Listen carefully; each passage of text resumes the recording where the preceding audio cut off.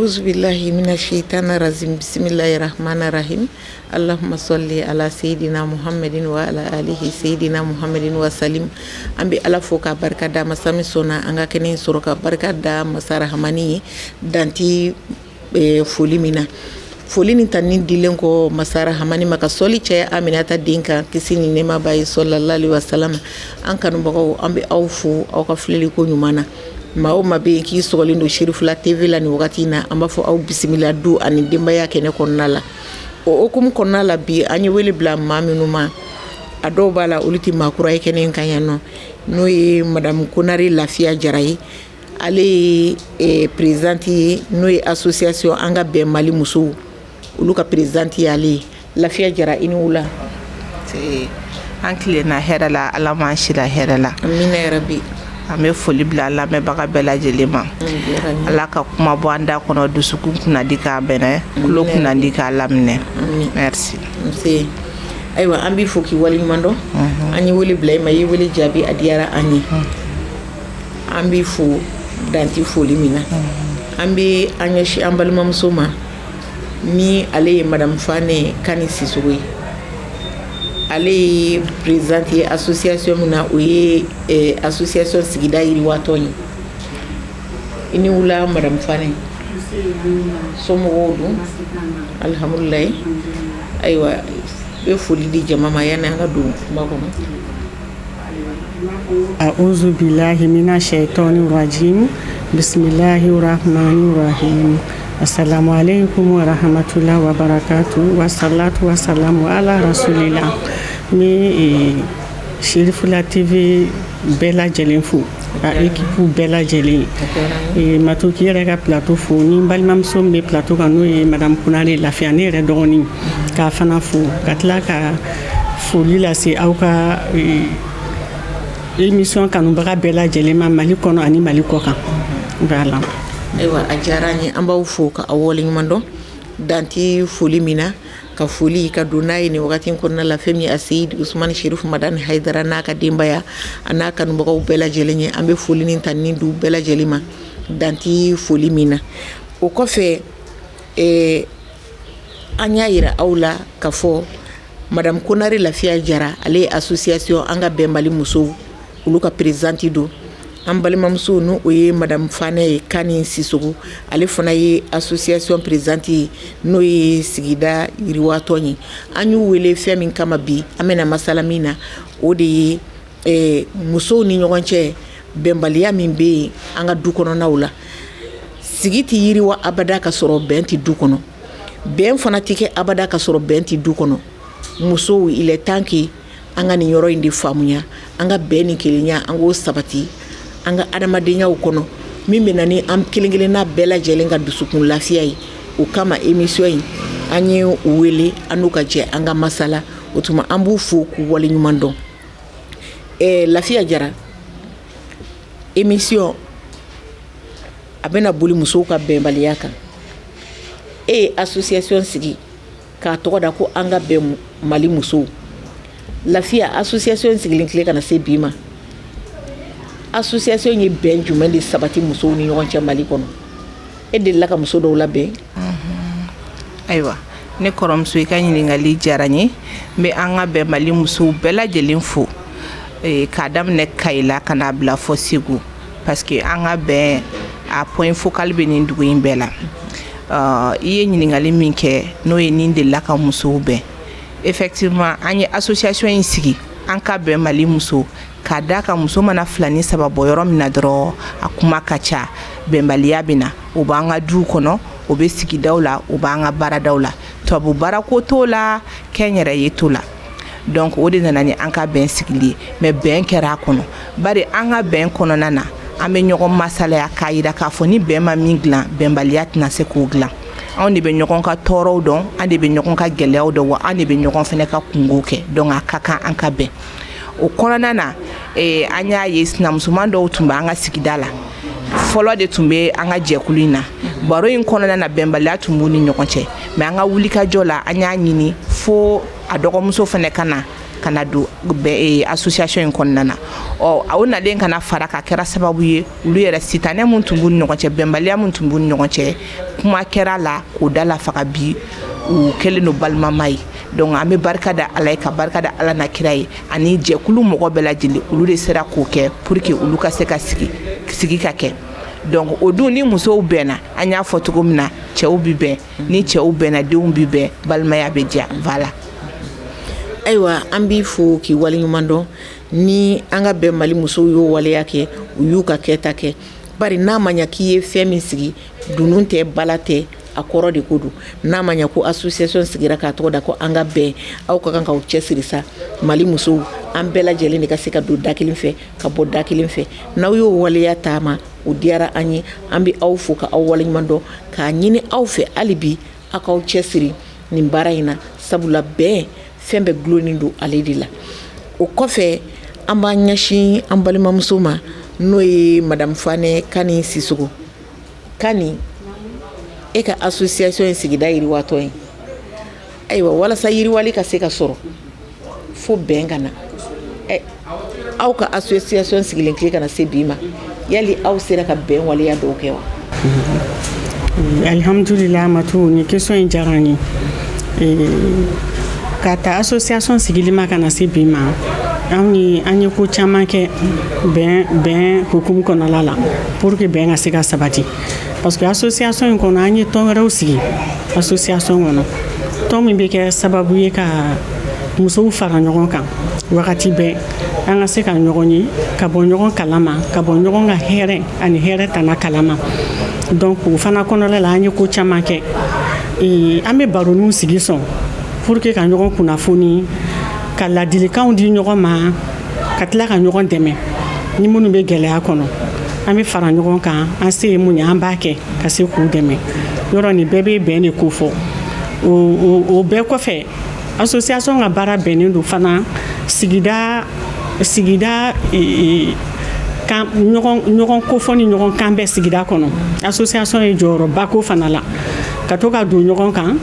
i b'a fɔ hali ni mɔgɔ kura min yɛlɛmara association yɛrɛ bɛ wuli ka don a tigi kan k'a ɲini k'a dɔn a bɔra yɔrɔ jumɛn a nana mɔgɔ minnu sɔrɔ sigida la k'olu ko f'a ɲɛna sigida sigilen don ko minnu kan k'olu fana ko f'a tigi ɲɛna ka tila k'a intégrer musow la n'o ye i b'a fɔ tɔn minnu b'an bolo sigida la pour que hali bi a fana ka se ka bɔ sigida a nana minnu sɔrɔ sigida la kaban a ka se ka b'olu kalama a ka se ka n'u ka se ka ko kɛ ɲɔgɔn fɛ olu musow fana ka bɔ ale ka kow kalama an ka se ka jɛkulu la ka ko caman kɛ ɲɔgɔn fɛ donc ni kɔni dakuru ɲɛ kelen na association ka baara sinsinnen bɛ nin kan kosɛbɛ bɛn sira kɔnɔla la. Ayiwa an bɛ aw fo ka aw waleɲuman dɔn hakili la an filɛbagaw ye faamuyali sɔrɔ nin bɛɛ lajɛlen kɔnɔna la. Ayiwa Kani mɔgɔ ka kuma de don ni ko n'an ka sigi ko n'an ka kɛ ɲɔgɔn na musow ni ɲɔgɔn cɛ an t'a fɔ sa ko bɛnbagaw tɛ yen ko mana kɛ cogo cogo groupe ye fila ye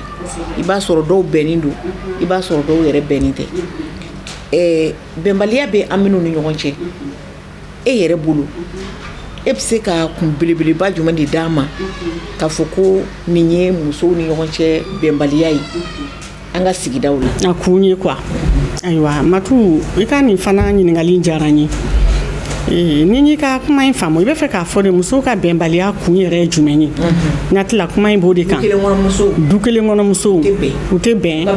a kun bɛ se ka kɛ jumɛn ye Matu musow ka bɛnbaliya kun ka ca bɛɛ n'i ka raison don parce que du sigicogow tɛ kelen ye mɔgɔ minnu bɛ sɔrɔ du kɔnɔ o mɔgɔw fana ka maraw tɛ kelen ye donc bɛnbaliya in parce que effectivement il faut ni ko k'i bɛ kuma bɛn ni bɛnbaliya kan i b'a daminɛ du de kɔnɔ fɔlɔ parce que bɛn bɛ kɛ du de kɔnɔ ka sɔrɔ ka bɔ kɛnɛma ka o bɛn kelen o de bɛ quartier dilan o bɛn kelen de bɛ bɔ tuguni ka taga jamana dilan donc a bɛ daminɛ du kɔnɔla in de la bon du musow ka bɛnbaliya a bɛ se ka sababu caman b'a kɔrɔ quoi n'an y'a daminɛ musow yɛrɛ dama ni ɲɔgɔn cɛla la i b'a fɔ du furumusow olu bɛ se ka kɛ i b'a fɔ kansinamusow donc olu ka bɛnbaliya sababu caman ye ɲɔgɔn faamuyabaliya ye parce que n'i ko k'i bɛ bɛn kuma fɔ i b'i sinsin fɛn belebeleba fila kan fɔlɔ o ye ɲɔgɔn lamɛn ani ko to ɲɔgɔn ta la ɲɔgɔn kanu bɛ n'o kɔfɛ mɔgɔw n'aw bɛnna n'aw ala y'aw kɛ sigiɲɔgɔnma ye du kelen kɔnɔ a mana kɛ sigi sugu o sugu ye a kɛra sa o aw ye kansinamusow de ye du kɔnɔ o aw ye luwansew de ye du kɔnɔ o aw ye nimɔgɔmaw de ye du kɔnɔ o aw kɔni ala ye sigi latigɛ aw ni ɲɔgɔn cɛ de donc aw kɛra balimamaw ye o don kama aw ka kan ka jɛ ka ɲɔgɔn kanu ka ɲɔgɔn lamɛn ka tila ka ko to ɲɔgɔn ta la tant que ɲɔgɔn lamɛn ni ko to ɲɔgɔn ta la tɛ sigiɲɔgɔnmaw ni ɲɔgɔn cɛ a kɛra sira fɛn fɛn ye a ka gɛlɛn bɛnkan na o kɔnɔna la keleyaw bɛ se ka na parce que muso n'i ko muso kɔni n'i ye musow kɛ ɲɔgɔn kan wajibi keleya in o tɛ se ka fɔ ka ban a la quoi mais hali o keleya in mana na cogo o cogo ni hakilima dɔ bɛ yen nɔ mɔgɔ min maralen don a bɔra du maralen kɔnɔ a n'a hakili bɛ ɲɔgɔn fɛ o bɛ se k'o dala sa et parce que ni mɔgɔ b'i ma ni ko dɔ ye ni e y'a faamu a ka ca ala fɛ ni m'i bila a tigi fɛ a tɛ bɛnbaliya sugu dɔ de ni aw ni ɲɔgɔn cɛ o donc hakili jɔyɔrɔba bɛ ko in na bɛnbaliya ninnu u sababu bɛ se ka bɔ fana bɛɛ t'i ka rôle dɔn quoi fo bɛɛ k'i ka rôle de dɔn kɔrɔ ka kɔrɔ dɔn a kɔrɔ ye dɔgɔ ka kɔrɔ dɔn a kɔrɔ ye kɔrɔ ka dɔgɔ dɔn a dɔgɔ ye nin yɔrɔ la n bɛ ka kuma kansinamusow de ni ɲɔgɔn cɛla kan e mun ye dɔgɔ ye n'i furula ka na i kɔrɔ sɔrɔ so kɔnɔ i k'a ka taabolo lajɛ ni fɛn mun bɛ yen i k'a ɲininka kana na dɔrɔn ka girin k'i bila a ɲɛ k'a kɛ i b'a fɔ ni i bɛ se ko la ka tɛmɛ a kan n'i y'i kɔrɔ minɛ ten dɔrɔn a fana b'a renfermer ye bon n'o kɛra a bɛ laban bɛnbaliya la quoi a bɛ se ka sɔrɔ o la a bɛ se ka sɔrɔ ɲɔgɔn najɛ fana la parce que sew tɛ kelen ye i bɛ taga sɔrɔ e nana se dɔ bɛ ni cɛ ye o tɛ cɛ ye bon n'i ko k'i bɛ t'i ɲɛ jɔ nin ka ko kɛta bɛɛ la yɔrɔ diyagoya la keleya bɛ na ni keleya nana a laban bɛ taga ni a bɛ taga laban bɛnbaliya de ma o parce que e tɛn'o ka foyi supporter o mana fɛn fɛn kɛ e b'a fɔ k'i b'o ɲɔgɔn kɛ donc a bɛ n'a dɔn a laban a b'a dɔn donc n'a y'a dɔn yɔrɔ o fana laban ye bɛnbaliya de furu bɛ kɛ ka na ka bogotigi minnu fana sɔrɔ so kɔnɔ n'olu bɛ se ka kɛ an nimɔgɔninw ye ou bien hali buramuso yɛrɛ i cɛ kɔrɔmuso ala bɛ se ka latigɛ s'a ma i bɛ furu ka n'a sɔrɔ so kɔnɔ bon il faut que olu fana nimɔgɔ ninnu ni buramuso ninnu olu fana k'u ka limitiw dɔn parce que n'an kumana furumusow kan f'an ka dɔ fɔ an balimamusow fana ye olu fana k'u ka limitiw dɔn k'a dɔn ko furu de ye nin lase yan furumuso fana responsabilité dɔ b'a bolo du kɔnɔ mais ni e ko k'i balimakɛ muso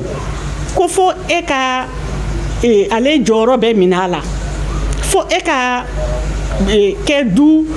muso masa ye si je peux parler comme ça alors que responsabilité min bɛ ale fana bolo i tɛ k'ale bonya n'o ye i bɛ fɛ k'o minɛ ale la k'ale mara n'o ye a ka ca ala fɛ ni a tigi ma kɛ mɔgɔ faamuyalenba ye bɛnbaliya bɛ na donc f'i k'a dɔn de ne balimakɛ muso in ale de ye du muso ye bi ala de y'o latigɛ a ma a furula ka na ale de bɛ na anw baw bolo bɔ ga la ale de bɛ na anw baw jɔyɔrɔ ta sini donc ani bonya min ka kan i k'o bonya to a ye ani bonya min ka kan f'i k'o bonya to a ye ka a to o bonya minɛn kɔnɔ donc o du muso in fana e mun fana nana i fana k'a dɔn k'i cɛ balimamuso y'i cɛ balimamuso de a fana ni bonya dɔ de ka kan donc i fana k'o bonya segin a ma i ka dɔgɔyama kana s'a ma i k'a bila o bonya minɛn kɔnɔ hali ne de ta i ka ga ye e de bɛna kɛ sini dutigi ye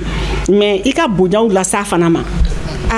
nin bɛ nin cogo la hali n'i b'a dɔn s'a ma i k'a ɲininka an bɛ nin kɛ cogo di e hakilina ye mun ye nin ko la a ka ca ala fɛ hali n'a ɲɛ bɛ ɲɛ dɔ hali n'a a ɲɛ b'i la cogo sugu wɛrɛ la tant que e bɛ nin sira a ma a b'o bila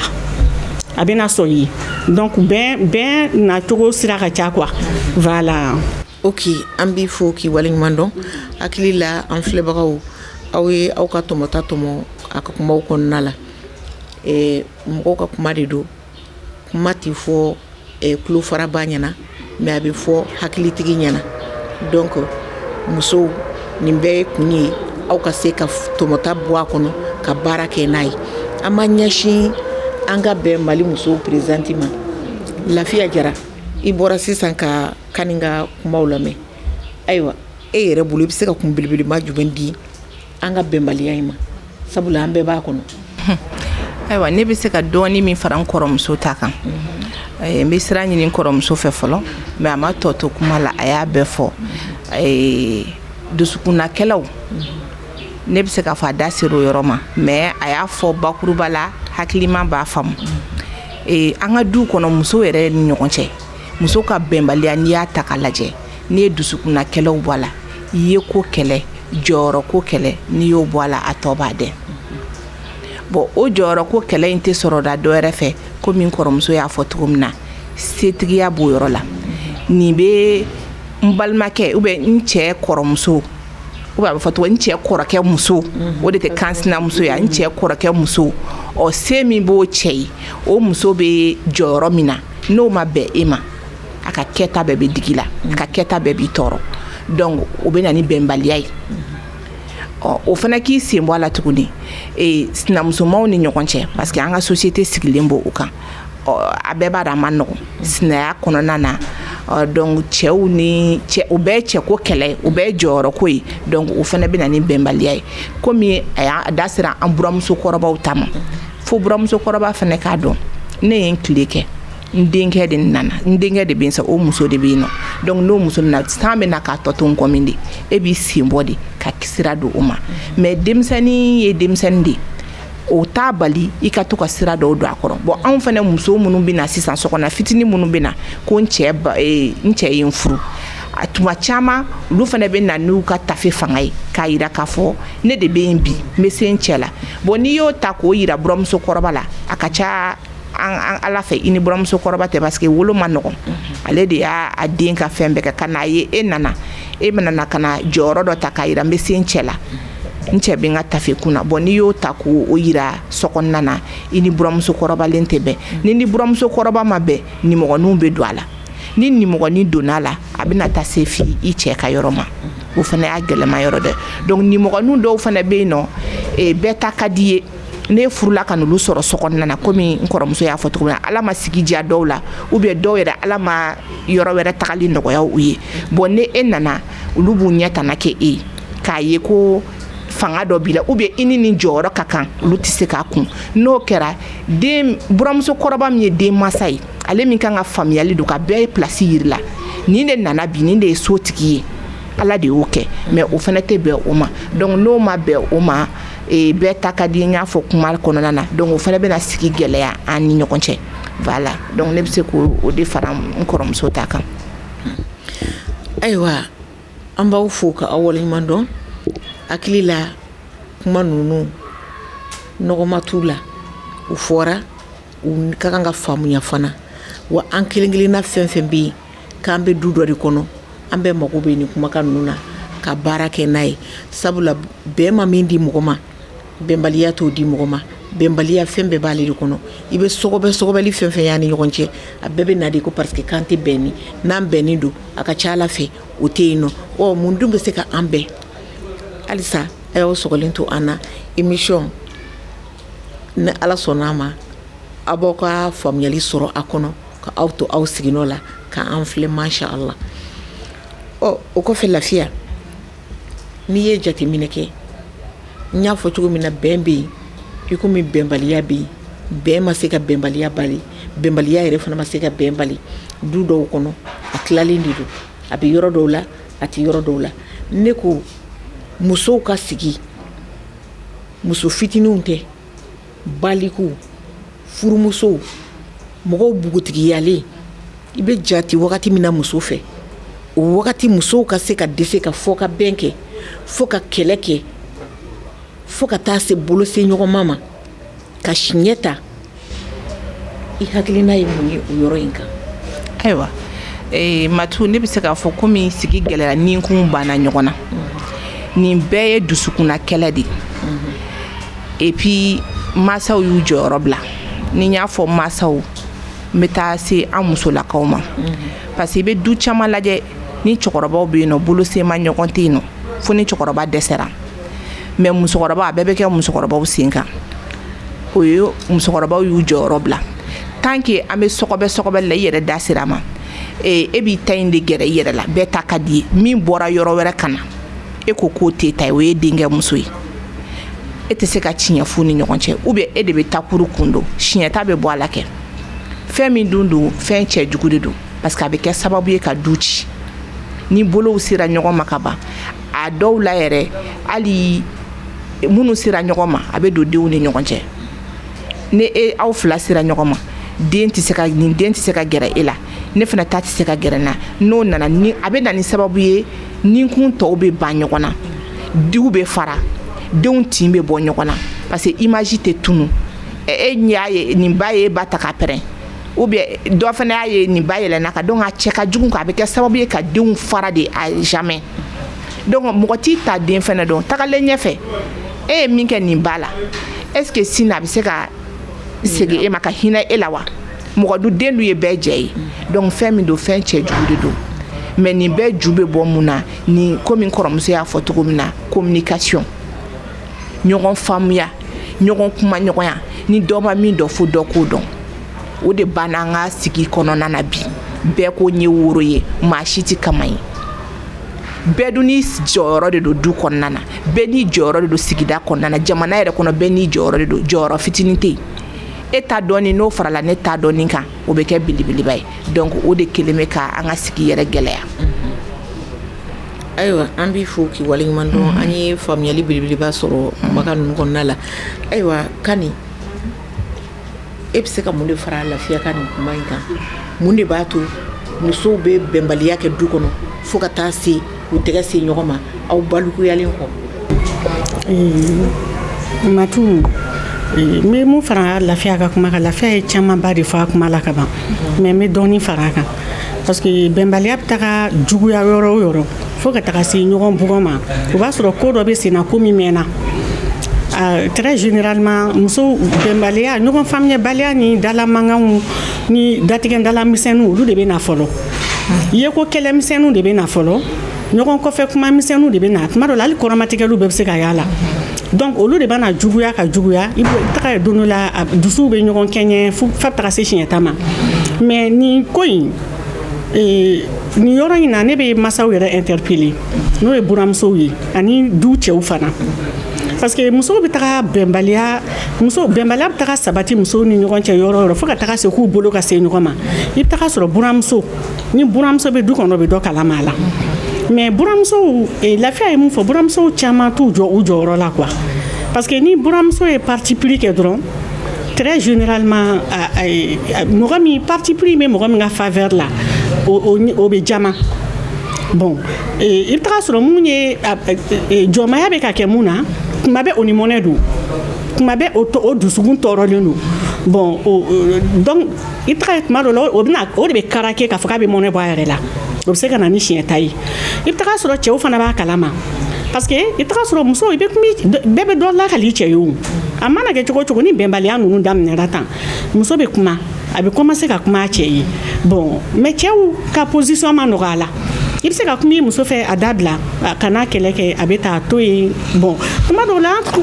frère yɛrɛ cɛw yɛrɛ bɛ kuma ɲɔgɔn fɛ a karisa i plaignye ne muso y'a plaignye tan bon mais i bɛ kuma karisa fɛ o n'a ɲɔgɔnna ninnu caman bɛ se ka na mais bon muso dɔw ma mara muso dɔw mara man di muso dɔw dusu ka teli muso dɔw jamanen don olu caman éducation b'a la quoi parce que i bɛ bɔ ni jogo min faso la très généralement i bɛ n'o de k'i cɛso la donc n y'a fɔ cogo min ni buramuso ma kɛ mɔgɔ jɔlen ye ka tiɲɛ gɛlɛn fɔ ne bɛ buramusow de interpeller o yɔrɔ la dɛ buramuso ou bien a kɛra buramuso fɛn fɛn a kɛra cɛ ba ye o a kɛra cɛ kɔrɔmuso parce que alors i bɛ taga sɔrɔ hali ni cɛ ba tɛ du kɔnɔ i bɛ taga sɔrɔ jɔnmaya in bɛ ka kɛ mun na a kɔni b'i kunda dɔ kan ka taga kangari dɔ ye a karisa situation bɛ taa so kɔnɔ a bɛ tan donc f'a k'aw jɔ aw jɔyɔrɔ de la aw bɛ na ka n'u lasigi ka tiɲɛ jalan de f'u ye parti pris tɛ yen mɔgɔ mana ji ye cogo o cogo ni tiɲɛ nana tiɲɛ fɔ a ka ca ala fɛ ni du musokɔrɔbaw ou bien du balimamuso kɔrɔbalenw y'u jɔ u jɔyɔrɔ la n'u bɔra a kalama n y'o de fɔ parce que ko dɔw fana bɛ kɛ ka taga se niveau dɔ la sɔrɔ aw t'a kalama o donc u bɛ semblant k'aw ɲɛna alors que ça va pas bon o kɔni n'a dégénérera tuma min na aw bɛ se ka bɔ a kalama mais tant que o tɛ k'aw sɔmina aw bɔra ko dɔ kalama a ye tiɲɛ f'u ye aw nana nin du in jɔlen sɔrɔ n'aw ma bɛn aw bɛ taa ka du in jɔlen to sira min b'aw kɔrɔ a tɛ kɛ yan a tɛ lawaleya yan parce que bɛnbaliya in a laban bɛ taga don fo fɛn wɛrɛ de la n'o ye du ci ye donc aw de b'aw jɔ aw jɔyɔrɔ ninnu ye walidenw nalen de ye n'o ɲɛna o bɛ k'aw dɔ ye bon o de dun ye laɲiniw ye fana parce que taga bɛ kɛ ka du to olu de bolo donc ala deli olu de ka ɲɛ donc il faut k'aw jɔ o jɔyɔrɔ la de k'u dɛmɛ wajibi mɔgɔw tɛ kelen ye mɔgɔw ka mara tɛ kelen ye minnu ka mara ma bɔli kɛ aw de b'aw ka mara don o la sisan k'a mara ni du mara cogo ye k'a mara ni du tiɲɛ ye f'a ka falen ka k'aw dɔ ye donc a ka taga se siɲɛta yɔrɔw ma a man kan ka kɛ quoi voilà. ok an bɛ aw bɛɛ lajɛlen fo ka aw waleɲuman dɔn n y'o de fɔ émission yi a bɛ sigi kɛrɛnkɛrɛnnenya la bɛɛ k'i ka tɔmɔta tɔnɔ nka denmisɛnninw an den minnu bɛ furu kɔnɔ bi an dɔgɔnin minnu bɛ furu kɔnɔ bi n'i ye émission in lajɛ yanni ka taa fɔ mɔgɔ ye k'a kɛra tan i b'i sigi i bɛ bilasira ka sɔrɔ i b'i ka so i ma t'i gundo waraka mɔgɔ wɛrɛ ye ayiwa ni ala ni kɛra sɔnna ma nin ye émission tako fɔlɔ ye tako filanan an bɛna ɲɔgɔn sɔrɔ o kɛnɛ kɔnɔ sisan toujours an ni invité kelen ninnu don wa thème kelen de fana don o kuma a k'an sɔni ni ala ni kira sɔnna ma.